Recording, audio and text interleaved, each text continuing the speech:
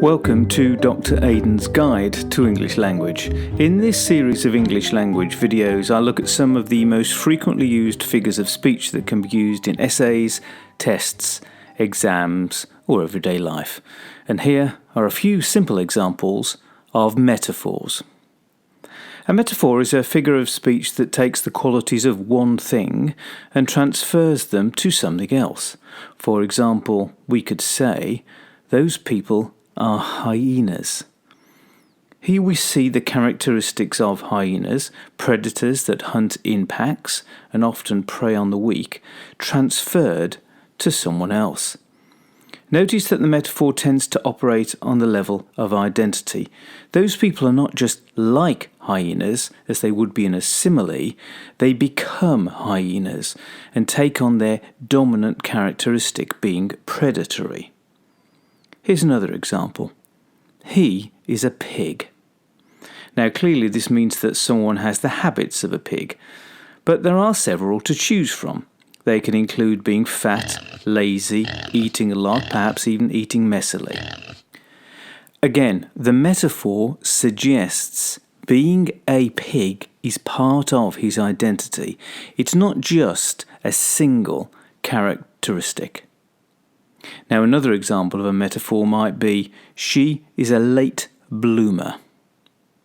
Now this metaphor takes the idea of flowers coming into bloom at different times and transfers that to the achievements of a person. Now, as one flower might bloom later than another, so one person can achieve something later than other people. But note that the metaphor doesn't imply that the achievement is any less worthy. It just happens at a different time. We can also draw metaphors from machines. He experienced a roller coaster of emotions. Now here the metaphor takes the essential quality of a roller coaster, the fact that it goes up and down, and compares that to a person's emotional moods.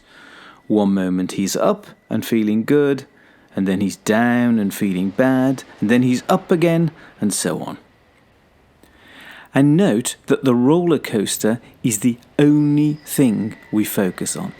It is the essential nature of this person's experience. Lastly, we can create a metaphor from a verb. He's fishing for compliments. Now clearly, we can't actually fish for compliments, but we can take the idea of casting a line into the water and extend it to a conversation where someone is asking questions in the hope that someone will say something complimentary about them.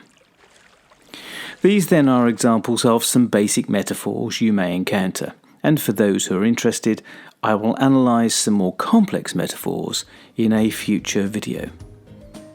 Thank you for listening to Dr. Aidan's Guide to English Language.